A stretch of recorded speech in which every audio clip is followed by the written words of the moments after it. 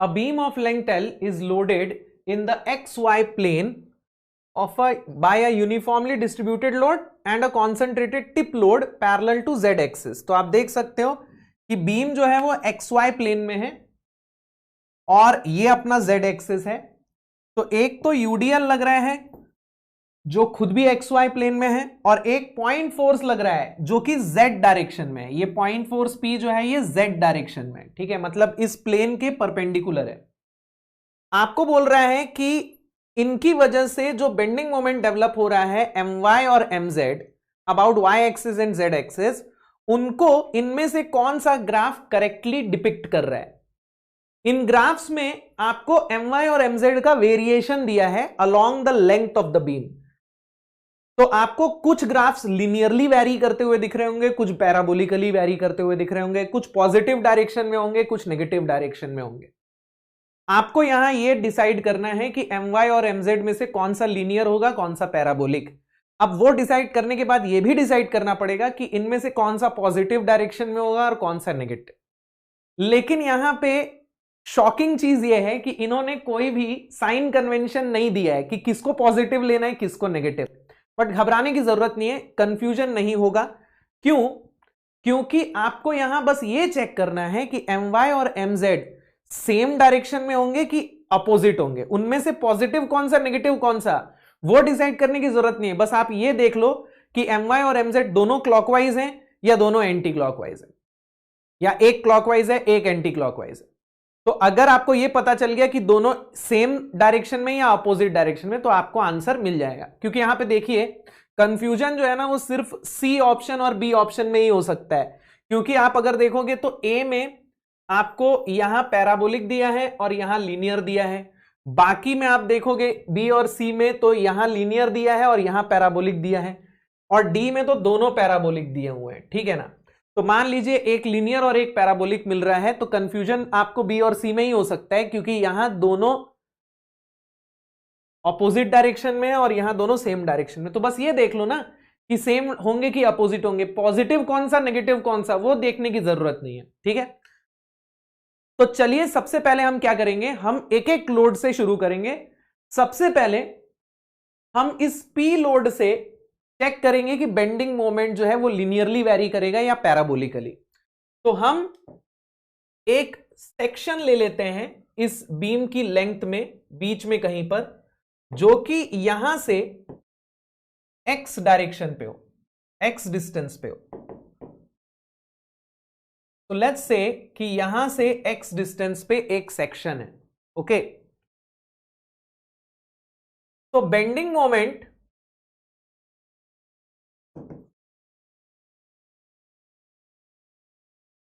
Eight a distance x due to p, और ये bending moment कौन से एक्सिस के अबाउट क्रिएट होगा। तो आप ध्यान दीजिएगा, ये जो फोर्स है ये z डायरेक्शन में जा रहा है, यानी ऐसा जा रहा है। तो ये फोर्स बीम को ऐसा रोटेट करेगा, राइट, इसको ऐसा रोटेट करने की कोशिश करेगा। ये फोर्स जो है ये ऐसा लग रहा है, तो ये बीम को ऐसा रोटेट करने की कोशिश करेगा, यानी किस एक्सिस के अबाउट, y एक्सिस के अबाउट, है ना। ये बीम को ऐसा रोटेट करने की कोशिश करेगा, यानी y एक्सिस के अबाउट रोटेट करने की कोशिश करेगा। तो हमें यहां जो बेंडिंग मोमेंट मिलेगा that will be about y axis. तो इसको मैं बोल देता हूं my। अब ये my कितना आएगा, फोर्स मल्टीप्लाइड बाय डिस्टेंस, यानी p इंटू एक्स। अभी मुझे ये नहीं पता है कि ये पॉजिटिव होगा या नेगेटिव होगा, राइट। मुझे बस ये पता है that this is varying linearly. तो अगर इसका ग्राफ बनेगा तो लीनियर ग्राफ बनेगा, ओके।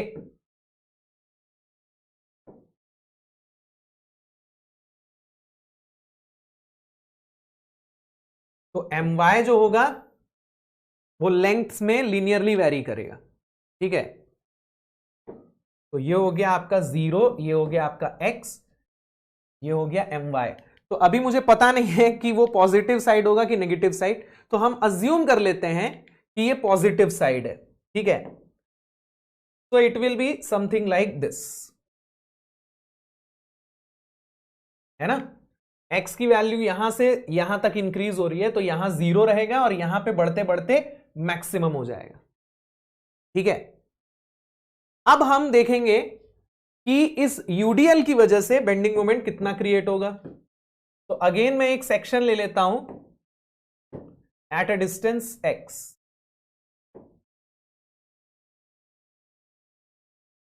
ठीक है, अब यहां जो बेंडिंग मोमेंट क्रिएट होगा वो किस एक्सिस के अबाउट क्रिएट होगा। तो ये यूडीएल जो है ये कुछ ऐसा लग रहा है, तो ये बीम को ऐसा रोटेट करेगा, राइट। ये यूडीएल ऐसा लग रहा है तो ये बीम को ऐसा रोटेट करेगा, यानी कि जेड एक्सिस के about.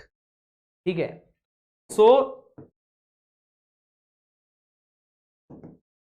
Bending moment at a distance x due to W, यहां पे हमने P की वजह से निकाला था, अब यहां हम W की वजह से निकाल रहे हैं, तो दिस विल बी mz। अब ये जो मोमेंट होगा ये क्लॉकवाइज आएगा, क्योंकि ये मोमेंट जो कैसा आ रहा था, ये एंटी क्लॉकवाइज आ रहा था ना। अगर मैं z एक्सिस के y एक्सिस के अबाउट देखूं तो ये एंटी क्लॉकवाइज मोमेंट क्रिएट कर रहा था। Right hand thumb rule use करो, तो ये अपना थंब है, तो P जो है वो इसको ऐसा रोटेट करने की कोशिश कर रहा है ना, ऐसा रोटेट करने की कोशिश कर रहा है, ये ऐसा जा रहा है तो ऐसा रोटेट करने की कोशिश कर रहा है, ये क्लॉकवाइज मोमेंट बन रहा था, इस एक्सिस के अबाउट क्लॉकवाइज मोमेंट बन रहा था। ठीक है, दिस वॉज क्लॉकवाइज।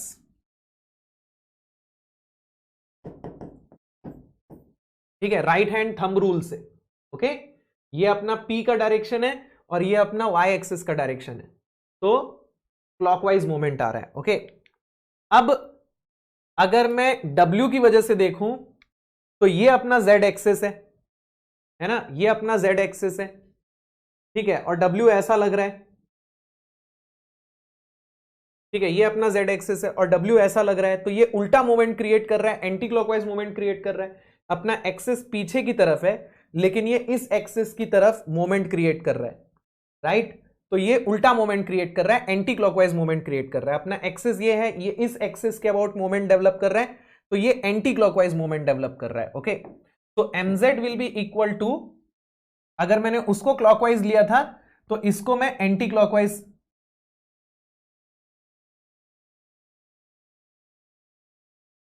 तो इसको मैं उल्टा लूंगा तो ये हो जाएगा माइनस qx² बाय 2। ये कैसे आया, लोड हो गया आपका qx एंड डिस्टेंस हो गया आपका x/2, तो mz is equal to minus qx² divided by 2।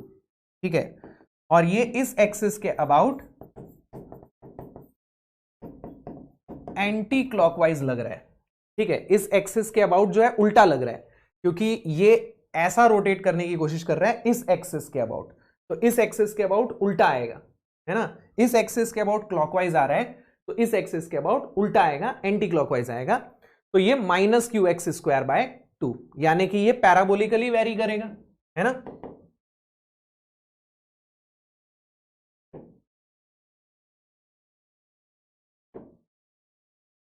This is 0, this is mz,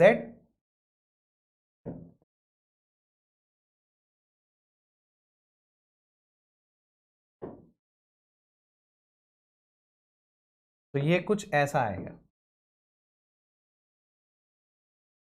ठीक है, तो the answer will B which one, my will be like this, mz will be like this. अगर ये negative होता तो फिर ये पॉजिटिव होता। ठीक है, तो my पॉजिटिव, mz नेगेटिव होना चाहिए, my लीनियर और mz पैराबोलिक होना चाहिए, so the answer is B.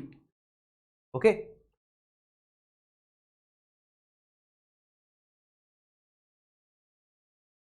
the barrier shown between two water tanks of unit width 1 meter into the plane of the screen is modeled as a cantilever। तो आप देख सकते हो कि ये एक बैरियर है, मतलब यहां के पानी और यहां के पानी को अलग अलग रखने के लिए बीच में एक दीवार बना दी है, मान लो। ठीक है ना, तो इस तरफ पानी भरा हुआ है टैंकर में और इस तरफ पानी भरा हुआ है टैंकर में, ये एक यूनिट विड्थ का बैरियर लगा हुआ है। Taking the density of water as 1000 kg per metre cube and acceleration due to gravity यानी कि g equal to 10 metre per second square, maximum absolute bending moment developed in the cantilever is. तो अगर मैं इसको एक cantilever beam मानूं तो इस बीम में इस वाटर के प्रेशर की वजह से कितना मैक्सिमम बेंडिंग मोमेंट डेवलप होगा, यह पूछा जा रहा है। अब इस बैरियर के दोनों तरफ जो पानी भरा हुआ है उसका प्रेशर इसके ऊपर एक यूवीएल की तरह काम करेगा, यूनिफॉर्मली वेरिंग लोड की तरह। क्यों काम करेगा? Because pressure due to water कितना होता है?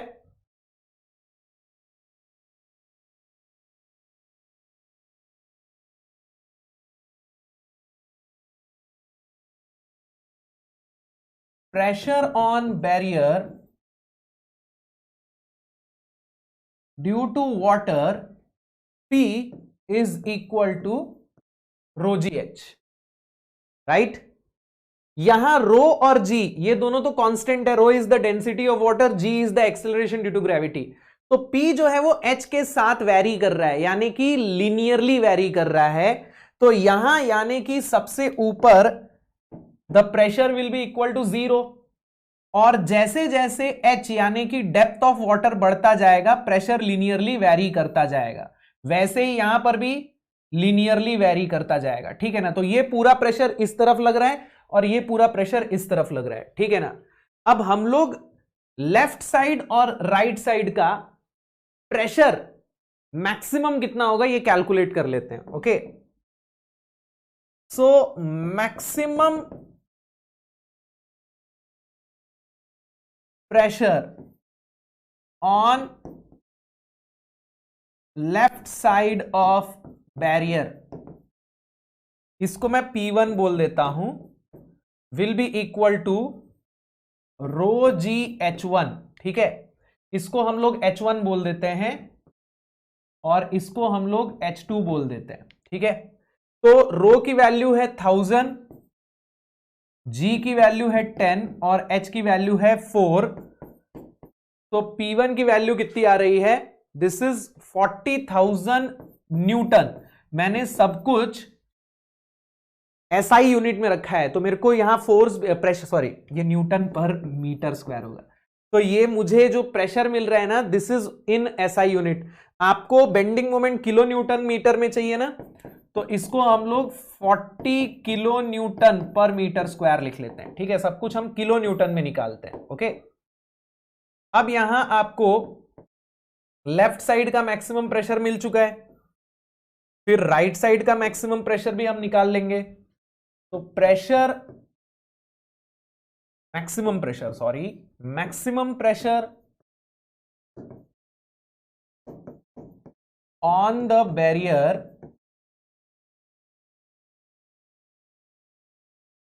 From right side, P2 is equal to rho g H2। Rho उतना ही है, G उतना ही है, लेकिन राइट साइड जो मैक्सिमम डेप्थ है वो 1 मीटर है।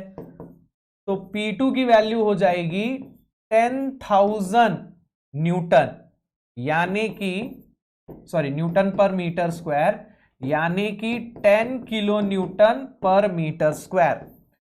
ठीक है, और ये मैक्सिमम प्रेशर है, मतलब कि जो यहां पे लगेगा फिक्स्ड वाले एंड में। तो अब हम बैरियर को एक कैंटिलीवर बीम की तरह कुछ इस प्रकार से ड्रॉ कर सकते हैं। ये आपका बैरियर हो गया, ठीक है, जो कि इस एंड पे फिक्स है। इसको मैं थोड़ा और बड़ा कर लेता हूं ताकि आपको और अच्छी तरह से समझ में आए।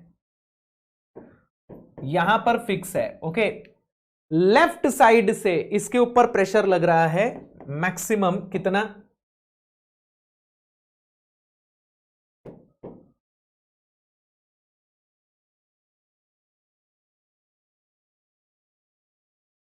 लेफ्ट साइड से जो मैक्सिमम प्रेशर लग रहा है that is 40 kilo newton per metre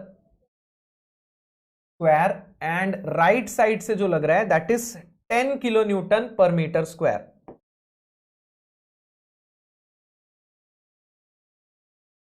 ठीक है,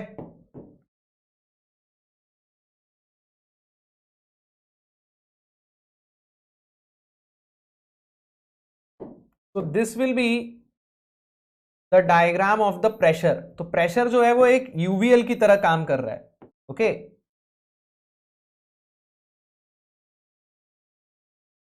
तो ये लेफ्ट साइड से लग रहा है और ये राइट साइड से लग रहा है। इसकी मैक्सिमम वैल्यू कितनी है? यहां पे फिक्स्ड एंड पे इसकी मैक्सिमम वैल्यू है 40 kilo newton per metre square, और ये जो राइट साइड से है इसकी मैक्सिमम वैल्यू है 10 kilo newton per metre square. Okay, ये जो हाइट है दिस इज 4 मीटर और ये जो हाइट है दिस इज 1 मीटर।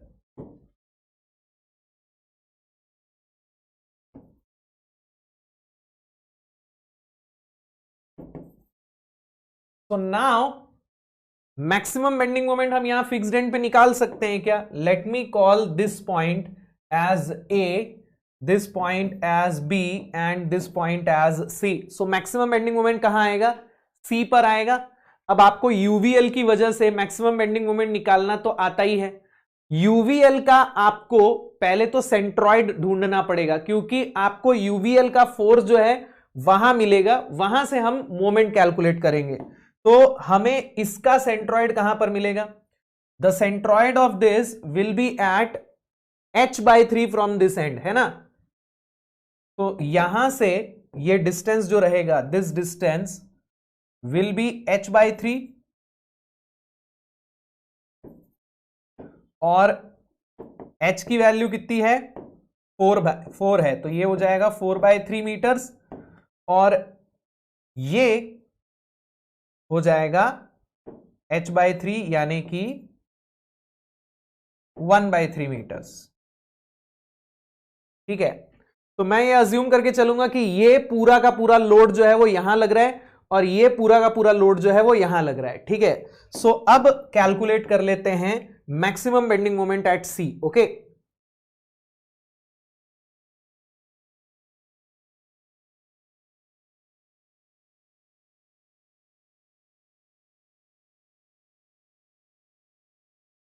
अब देखिए मैक्सिमम बेंडिंग मोमेंट निकालना है ना, इसको मैं थोड़ा सा आसान कर देता हूं आपके लिए समझना। ओके, तो हम क्या करते हैं, हम इसका एक डायग्राम बना लेते हैं कुछ इस प्रकार का,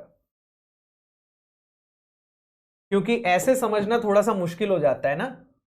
तो मैं कुछ ऐसा डायग्राम बना लेता हूं, क्योंकि यूजुअली हम लोग कैंटिलीवर बीम्स को ऐसा ही देखते हैं ना। तो इसको मैंने थोड़ा ऐसा पलट दिया है। अब देखिए इसका जो टोटल लोड होगा वो कितना आएगा? इसका टोटल लोड आएगा इसके एरिया के बराबर, right.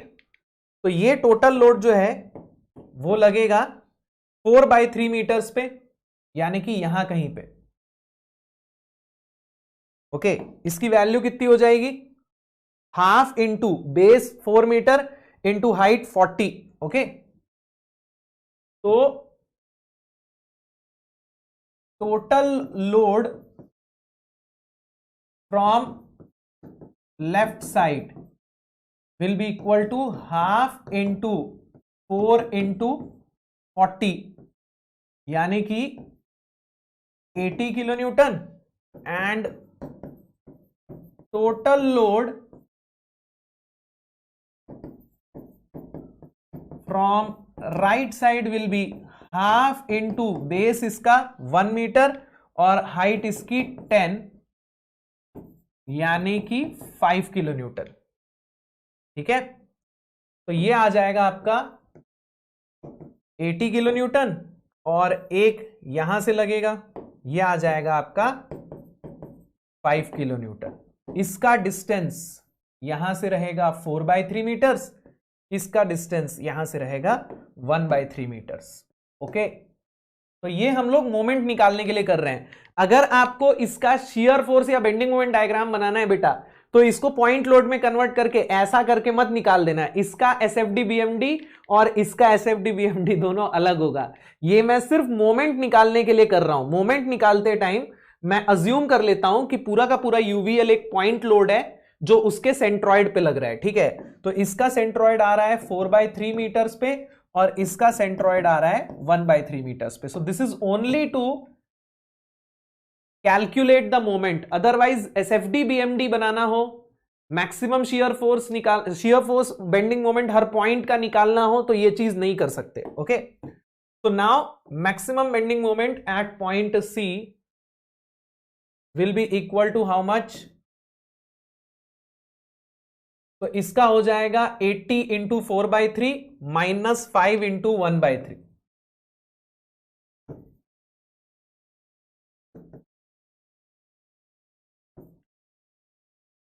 So this is going to be 80 into 4 minus 5 divided by 3, यानी कि 105 kilo newton metre. So this is the answer, 105 kilo newton metre, 105 kilo newton metre.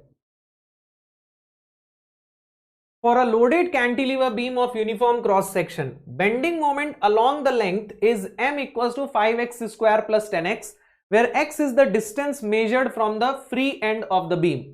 Magnitude of the shear force at x equals to 10 mm is.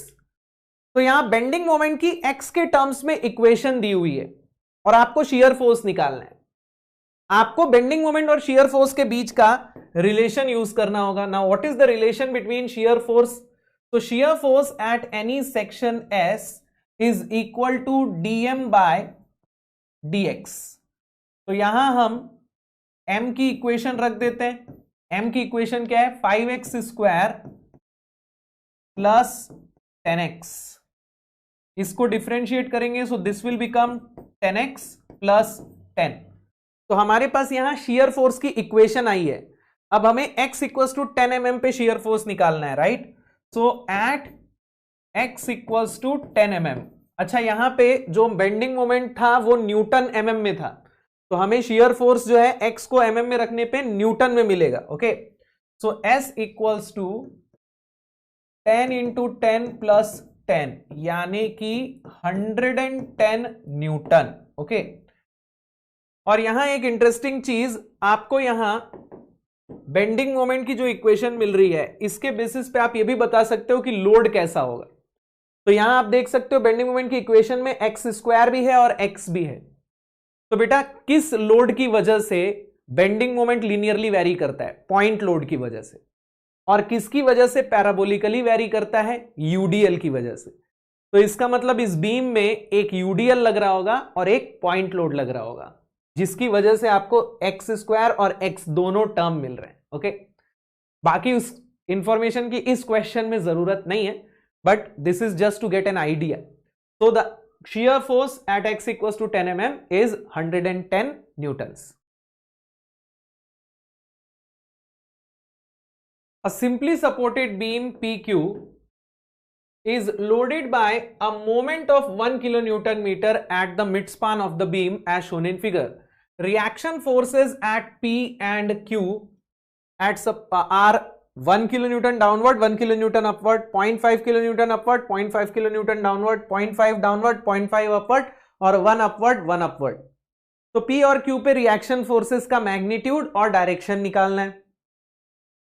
तो हम सबसे पहले इसका free body diagram draw कर लेते हैं.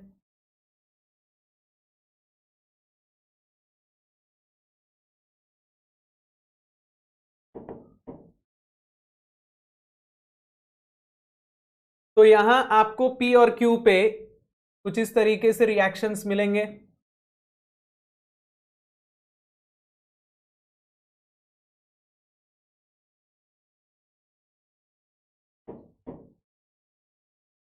और एक 1 किलोन्यूटन मीटर का कपल मिल रहा है सेंटर पे.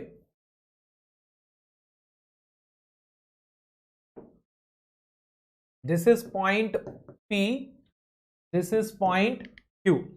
ओके, तो I will call this RP and I will call this RQ. इनके बीच का डिस्टेंस आपको दिया हुआ है 1 मीटर का.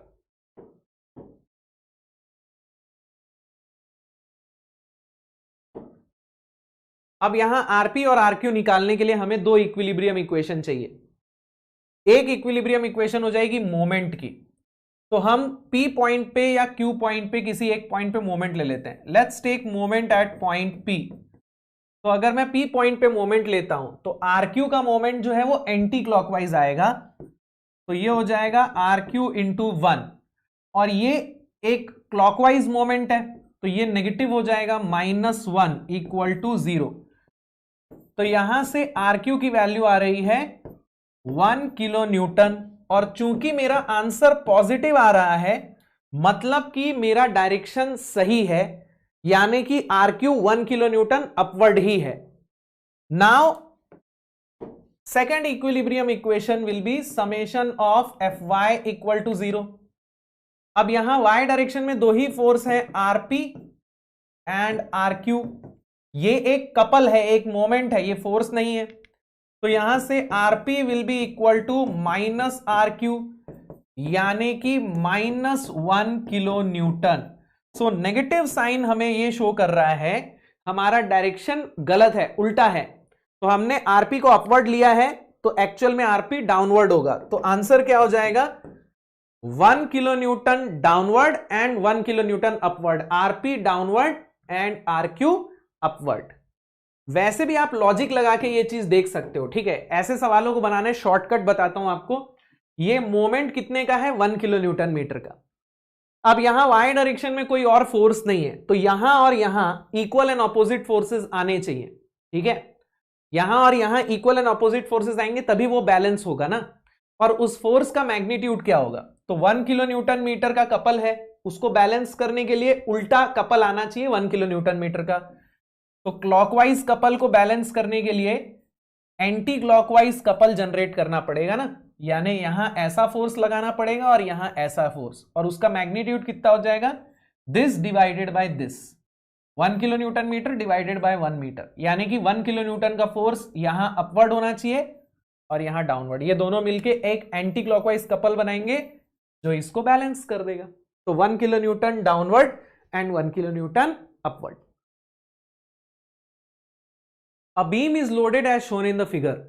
The bending moment in Newton meter at point R is। एक सिंपली सपोर्टेड बीम है, आप देख सकते हो P पे हिंज्ड है और S पे रोलर सपोर्ट लगा हुआ है। Q पॉइंट पे एक इस तरीके का ब्रैकेट लगा हुआ है, जो फोर्स है वो ब्रैकेट के ऊपर एक्ट कर रहा है। तो आपको इसको बीम पे ट्रांसफर करना पड़ेगा, और R पॉइंट पे एक इंक्लाइंड फोर्स है। अब आपको चूंकि सिर्फ बेंडिंग मोमेंट निकालना है तो आपको इस फोर्स को रिजॉल्व करके इसका ट्रांसवर्स कंपोनेंट निकालना पड़ेगा। इसके दो कंपोनेंट आएंगे, एक एक्सियल कंपोनेंट होगा और एक ट्रांसवर्स कंपोनेंट, मतलब हॉरिजॉन्टल और वर्टिकल कंपोनेंट। तो जो बेंडिंग मोमेंट क्रिएट होगा वो एक्सियल फोर्स से तो होगा नहीं, वो सिर्फ ट्रांसवर्स फोर्स से होगा। तो हम उसका सिर्फ ट्रांसवर्स वाला कंपोनेंट कंसिडर करेंगे, ठीक है। तो अब मैं इस बीम का फ्री बॉडी डायग्राम बनाता हूं।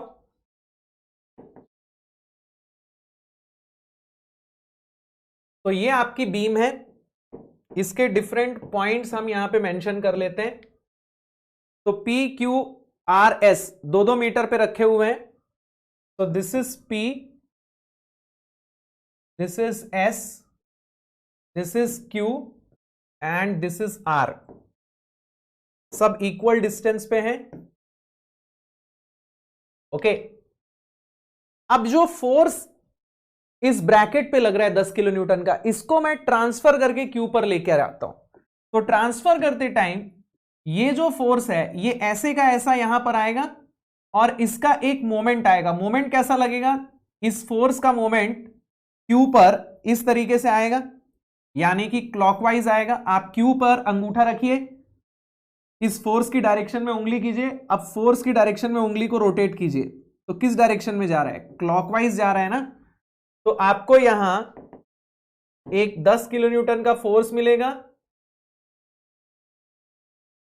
और एक क्लॉकवाइज मोमेंट मिलेगा, this will B 10 kilo Newton, और ये क्लॉकवाइज मोमेंट कितना हो जाएगा 10 × 1, यानी कि 10 किलो न्यूटन मीटर, ठीक है। इस फोर्स का मैं हॉरिजॉन्टल और वर्टिकल कंपोनेंट निकाल लेता हूं। तो आपको वर्टिकल कंपोनेंट मिलेगा 6 sin थीटा और हॉरिजॉन्टल कंपोनेंट मिलेगा 6 cos theta. Okay, so this is going to B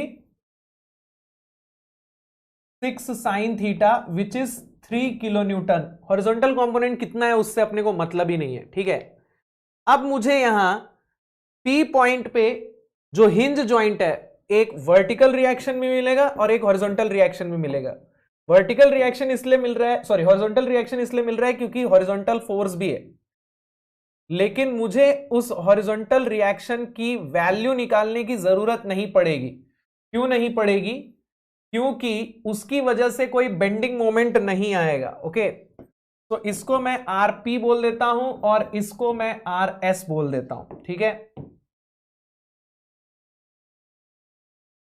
तो अब मैं कैलकुलेट कर सकता हूं कि इसमें रिएक्शंस कितने आ रहे हैं। उन रिएक्शंस से then we will find out what is the maximum bending moment. Okay, अच्छा बेंडिंग मोमेंट आपको R पे निकालना है, सॉरी। तो मैं RS की वैल्यू निकाल लेता हूं तो R पे बेंडिंग मोमेंट मिल जाएगा। तो RS की वैल्यू कैसे मिलेगी? Net moment at point P equal to 0। तो RP का मोमेंट तो हो गया 0। अब RS का मोमेंट एंटी क्लॉकवाइज आएगा तो ये हो जाएगा RS मल्टीप्लाइड बाय 2, 2 4, 2 6, ठीक है। इस 3 किलो न्यूटन का मोमेंट क्लॉकवाइज आएगा तो ये हो जाएगा -3 मल्टीप्लाइड बाय 4। इस 10 किलो न्यूटन का मोमेंट भी क्लॉकवाइज आएगा -10 मल्टीप्लाइड बाय 2, और ये मोमेंट भी क्लॉकवाइज ही है -10 इक्वल टू 0। तो यहां से आपको RS की वैल्यू मिल जाएगी। तो RS की वैल्यू कितनी है? 3 into 4 plus 10 into 2 plus 10 divided by 6। So this is 7 kilo newton. तो अब मैं R पर बेंडिंग मोमेंट निकाल सकता हूं। तो बेंडिंग मोमेंट एट R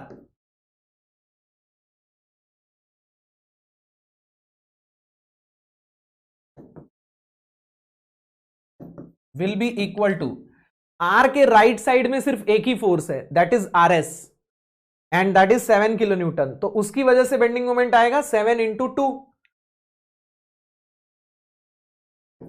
तो ये हो जाएगा 14 kilo newton metre.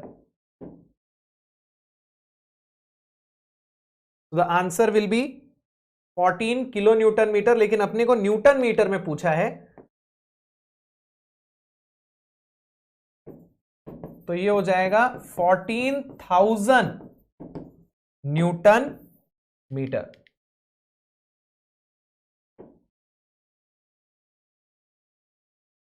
Newton metre. For the overhanging beam shown in figure, magnitude of the maximum bending moment is। तो यहां आपको एक ओवरहैंगिंग बीम दी हुई है जहां A और B पर सपोर्ट लगा हुआ है। A से लेके B तक यूडीएल लग रहा है और C पर एक पॉइंट लोड लग रहा है। बेंडिंग मोमेंट मैक्सिमम वहां आता है जहां शियर फोर्स का साइन चेंज होता है या फिर कोई कपल लग रहा होता है। जैसे कैंटिलीवर बीम में फिक्स्ड एंड पे कपल लग रहा होता है तो बेंडिंग मोमेंट वहां मैक्सिमम मिलता है। लेकिन simply supported and overhang beams में अगर कपल नहीं लग रहा है तो बेंडिंग मोमेंट कहां मैक्सिमम मिलेगा? जहां शियर फोर्स का साइन चेंज होगा। अब शियर फोर्स का साइन कहां चेंज हो रहा है ये तो आपको तभी पता चलेगा जब आप शियर फोर्स डायग्राम ड्रॉ करोगे। वैसे तो मैक्सिमम जगहों पे आप इसका सॉल्यूशन देखोगे कि वो आपको डायरेक्ट बता देंगे कि बेंडिंग मोमेंट मैक्सिमम बी पे मिलेगा। तो मैं भी ऐसा कर सकता हूं, लेकिन प्रॉब्लम यह है कि इस सवाल में तो वो चीज वैलिड है, इस सवाल में तो वो चीज हो जाएगी, लेकिन हर सवाल में ओवरहैंगिंग बीम के हर सवाल में ऐसा होना जरूरी नहीं है। तो आपको पूरा प्रोसीजर हमेशा फॉलो करना है ताकि कभी भी गलती ना हो। तो आप सबसे पहले ये फाइंड आउट कीजिए कि शियर फोर्स का साइन कहां चेंज हो रहा है। उसके लिए आपको शियर फोर्स डायग्राम बनाना पड़ेगा और उसके लिए पहले आपको रिएक्शंस निकालने पड़ेंगे। तो चलिए इनके रिएक्शंस कैलकुलेट करते हैं। तो मान लेते हैं ए का रिएक्शन RA है और बी का रिएक्शन RB है। ओके, अब यहां आपको RA और RB निकालना है तो ए पर पहले मोमेंट ले लेते हैं। तो if I take moment at point A, RA का मोमेंट तो हो गया 0, RB का मोमेंट एंटी क्लॉकवाइज आएगा, ये हो जाएगा RB इंटू 4 ये दोनों का मोमेंट क्लॉकवाइज आएगा, तो इसका हो जाएगा -20 इंटू 6। इसका लोड कितना होगा, 40 हो जाएगा, और इस लोड का डिस्टेंस मैं इसके सेंटर से लूंगा, यानी कि 2 मीटर से लूंगा। तो यहां से RA की वैल्यू कितनी हो जाएगी, तो this will become 10 into 4 into 2 plus 20 into 6 divided by 4, 50 kilo newton. So RA आ रहा है 50 किलो न्यूटन। अब मैं net force in y direction को 0 मान लेता हूं, इक्विलिब्रियम इक्वेशन। तो ये हो जाएगा RA प्लस RB माइनस ये लोड हो जाएगा 10 इंटू 4 माइनस 20 इक्वल टू 0। तो RA 50 किलो न्यूटन आ चुका है, तो ये हो जाएगा 50 plus RB minus 40 minus 20 equal to 0। तो यहां से RB की वैल्यू आ जाएगी, कितनी आ रही है, ये हो जाएगा 10 किलो न्यूटन। तो अब हमें RA और RB मिल चुके हैं। तो अब हम फाइंड आउट करेंगे कि शियर फोर्स का साइन कहां चेंज हो रहा है, bye drawing the shear force diagram. Okay, तो चलिए इसका शियर फोर्स डायग्राम ड्रॉ करते हैं। तो शियर फोर्स डायग्राम ड्रॉ करने के लिए सबसे पहले मैं एक डेटम लाइन खींच दूंगा, एक बेस लाइन खींच दूंगा जिसपे शियर फोर्स की वैल्यू 0 हो। तो मान लेते हैं ये वो स्ट्रेट लाइन है।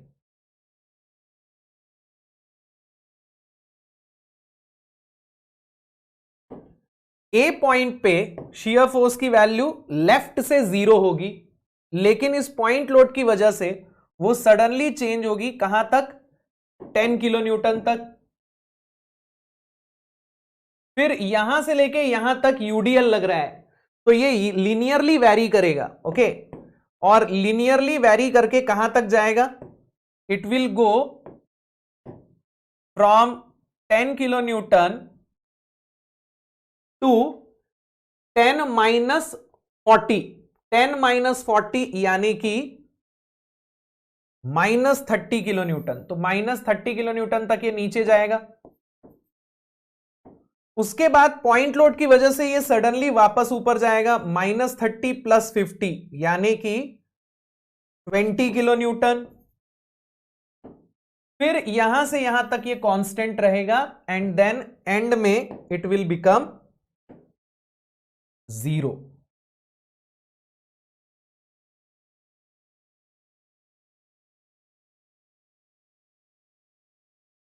सो this is the shear force diagram. ठीक है, अब इस शियर फोर्स डायग्राम में दो जगह साइन चेंज हो रहा है, एक इस पॉइंट पर और एक इस पॉइंट पर। ये पॉइंट तो आपका बी पॉइंट है ना, लेकिन ये पॉइंट कौन सा है, इसको मैं डी पॉइंट बोल देता हूं। ओके, तो डी पॉइंट पे भी बेंडिंग मोमेंट मैक्सिमम हो सकता है, बी पे भी मैक्सिमम हो सकता है, लेकिन यहां आपको देख के ही समझ में आ रहा होगा कि बेंडिंग मोमेंट मैक्सिमम कहां आएगा। डी पॉइंट पे बेंडिंग मोमेंट की वैल्यू इस एरिया के बराबर होगी, और बी पॉइंट पे बेंडिंग मोमेंट की वैल्यू इस एरिया के बराबर होगी। अब आपको दिख ही रहा है कि कौन सा एरिया बड़ा है, ये एरिया बड़ा है, तो बी पे बेंडिंग मोमेंट मैक्सिमम आएगा। लेकिन ऐसा नहीं है कि इसको निकाले बगैर आप डायरेक्टली शॉर्टकट बना लो कि बी पॉइंट पे बेंडिंग मोमेंट मैक्सिमम आता है, नहीं। आपको जब भी ओवरहैंग बीम या सिंपली सपोर्टेड बीम का क्वेश्चन आए, आप पूरा प्रोसीजर फॉलो करो। ठीक है, तो डी पॉइंट पे बेंडिंग मोमेंट की वैल्यू इस एरिया के बराबर हो जाएगी, और बी पॉइंट पे इस एरिया के बराबर हो जाएगी। ओके, तो from the area of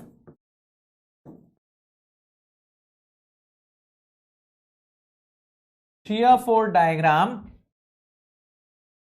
it is clear that maximum bending moment will be at B. So M maximum या MB will be equal to this area, यानी कि 20 इंटू 2, तो m maximum equal to 40 kilo newton metre. The answer to this question will be 40 kilonewton meter. A cantilever beam OP is connected to another beam PQ with a pin joint as shown in figure. तो एक cantilever beam थी जिसको हमने एक दूसरी beam से connect कर दिया है पॉइंट P पे, और ये जॉइंट कौन सा जॉइंट है? पिन जॉइंट है. A load of 10 kilonewton is applied at the midpoint of PQ. तो PQ के मिड पॉइंट पे 10 किलोन्यूटन का फोर्स लग रहा है. Magnitude of bending moment eight fixed and O is. अब अगर आपको O पॉइंट पे बेंडिंग मोमेंट कैलकुलेट करना है तो आप राइट से कैलकुलेट करना चाहते हैं तो यहां का रिएक्शन चाहिए होगा, राइट? अब यहां का रिएक्शन में summation of F Y equal to 0 या summation of M equal to 0 से नहीं निकाल सकता. क्यों नहीं निकाल सकता? क्योंकि आपको एक रिएक्शन यहां मिलेगा, एक रिएक्शन यहां मिलेगा और एक कपल भी मिलेगा यहां पर. तो आप summation of F Y equal to 0 करोगे तो भी आपको इक्वेशन आंसर नहीं मिलेगा, और summation of M equal to 0 करोगे तो यहां जो फिक्स्ड मोमेंट है वो भी अननोन ही है, तो भी आपको आंसर नहीं मिलेगा. आपके पास 3 अननोन हो गए, राइट? एक वर्टिकल रिएक्शन यहां, एक वर्टिकल रिएक्शन यहां और एक फिक्स्ड मोमेंट यहां. 3 अननोन है और 2 ही इक्विलिब्रियम इक्वेशन है, summation of F Y equal to 0 and summation of M equal to 0. तो इस प्रॉब्लम को सॉल्व करने के लिए आपको लॉजिक क्या लगाना है? क्योंकि ये एक पिन जॉइंट है तो ये पॉइंट बेंडिंग मोमेंट को सपोर्ट नहीं कर सकता, तो यहां पे बेंडिंग मोमेंट जो है वो 0 होना चाहिए. Okay, as pin joint P cannot support bending moment, क्योंकि ये बेंडिंग मोमेंट सपोर्ट नहीं कर सकता, तो इक्विलिब्रियम में रहने के लिए यानी बीम के इक्विलिब्रियम के लिए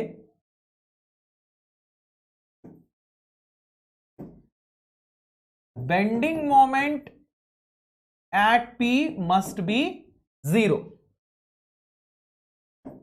समझ रहे हो? जब भी किसी बीम में बीच में कहीं पिन जॉइंट होगा तो उस पिन जॉइंट पे कोई बेंडिंग मोमेंट नहीं आना चाहिए, क्योंकि पिन जॉइंट बेंडिंग को सपोर्ट नहीं कर सकता. आप पिन के अबाउट किसी बॉडी को रोटेट करोगे तो क्या होगा? वो घूम जाएगा, वो उसको झेल ही नहीं पाएगा. तो यहां पे कोई बेंडिंग मोमेंट नहीं आना चाहिए, तो bending moment eight P must be 0. Okay, तो अगर मैं इसका फ्री बॉडी डायग्राम बनाता हूं तो कुछ ऐसा मिलेगा. This is point O, this is point P, this is point Q. ठीक है, तो एक वर्टिकल रिएक्शन यहां मिल रहा है, एक फोर्स यहां मिल रहा है, एक वर्टिकल रिएक्शन यहां मिल रहा है और एक फिक्स्ड मोमेंट भी यहां मिल रहा है, right? This is 10 kilo newton, this is RQ. ठीक है, this is 2 metres, this is, ये डिस्टेंस कितना है? This distance is 2 metres.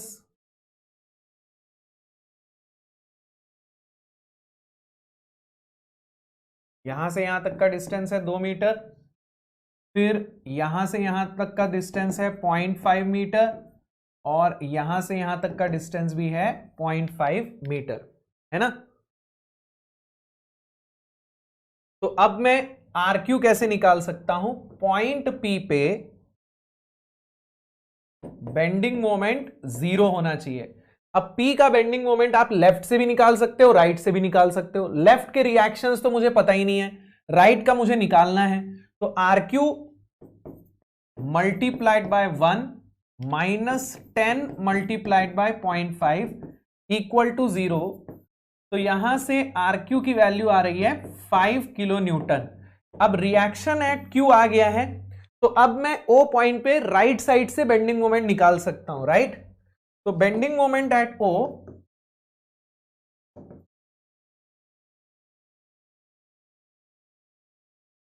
और ये हम राइट साइड से निकाल रहे हैं, ओके।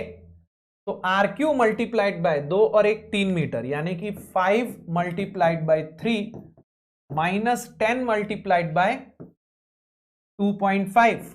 तो बेंडिंग मोमेंट एट ओ आएगा 15 माइनस 25, यानी कि माइनस 10 किलो न्यूटन मीटर। अब हमारे साइन कन्वेंशन से ये नेगेटिव आ रहा है, लेकिन हमें तो सिर्फ मैग्नीट्यूड से मतलब है। तो magnitude of bending moment at O is 10 kilo newton metre. So the answer is C, 10 kilonewton meter.